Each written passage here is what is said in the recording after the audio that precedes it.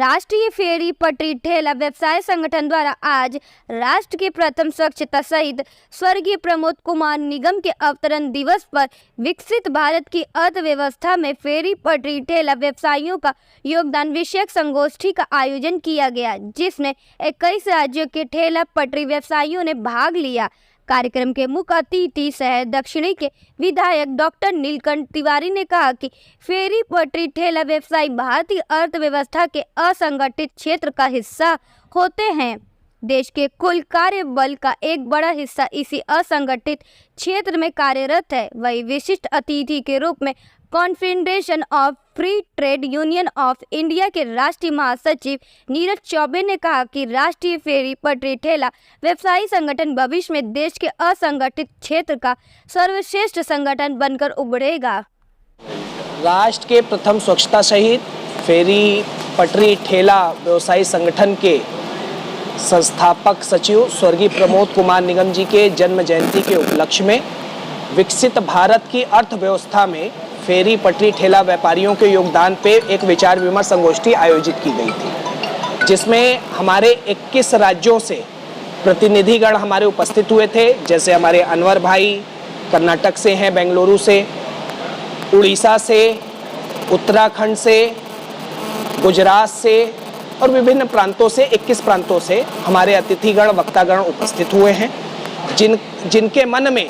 पटरी व्यापारियों के प्रति एक चिंता का भाव है, जिनके मन में इनके आर्थिक प्रबंधन की व्यवस्था इनके परिवार में किस तरीके से सुदृढ़ हो सके इस विषय का भाव है।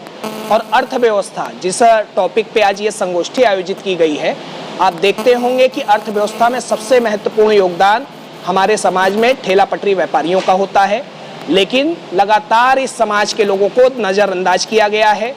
उन समाज के लोगों को सामाजिक प्राथमिकता से दूर रखा गया। आज हम 21 राज्यों के लोगों ने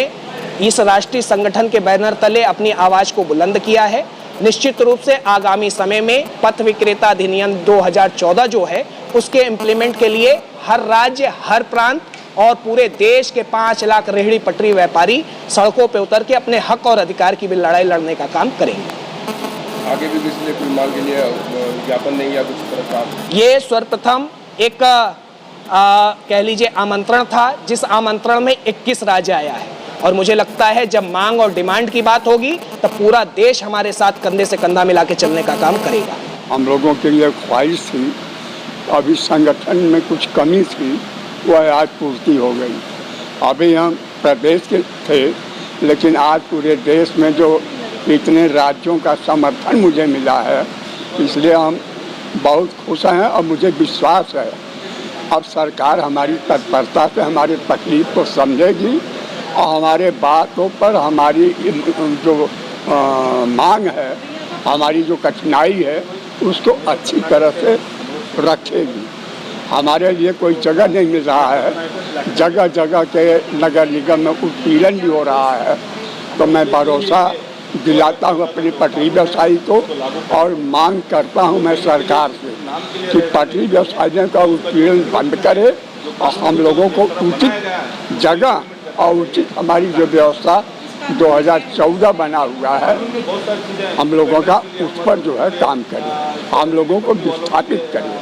हम लोगों को रौंदा न जाए, हमारे गरीबी का मजाक न उड़ाया जाए। हम गरीब जरूर हैं, लेकिन अब हम जागरूक हो चुके हैं, अपने स्वाभिमान के लिए हम जीना चाहते हैं। बहुत बहुत धन्यवाद। हमारा संदेश है कि पूरे देश भर कर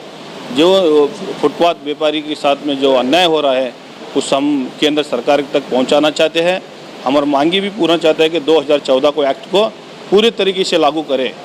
हम लोगों का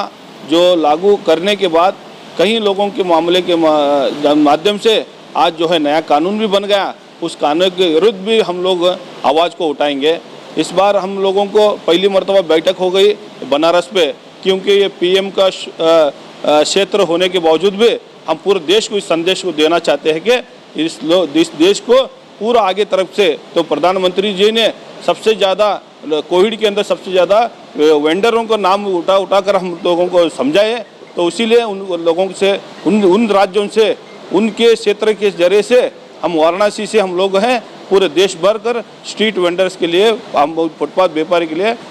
उसको कानून को और स्कीम को इम्प्लीमेंट करने के लिए हम उसको संघर्ष देंगे। कर्नाटक गवर्नमेंट से भी आपने कुछ मांग की? हाँ, हम तो कर्नाटक गवर्नमेंट से हम पहली बार भी मांगे की है। जो कर्नाटक गवर्नमेंट के साथ में कई लोगों का स्कीम को तो इम्प्लीमेंट किया है, वो भारत सरकार भी किया है सर। अब पीएम स्वनिधि का जो कार्यक्रम है उसके लोगों के अंदर हमारे जो संगठन के माध्यम के जरिए से उन लोगों के कमेटी के अंदर आपको जुड़ा जाएगा और राष्ट्रीय समिति को हम एक 5 आदमी को हमारे संगठन से उसके अंदर दाखिला किया जाएगा, क्योंकि फुटपाथ व्यापारी का जो दर्द रहता है वो कोई नहीं उठा सकता है। तो फुटपाथ व्यापारी रहे तो वही उठा सकता है हम लोगों का। तो हम इस राज्य सरकार से और केंद्र सरकार से इसको विनती करते हैं कि हम कानून को लागू करो।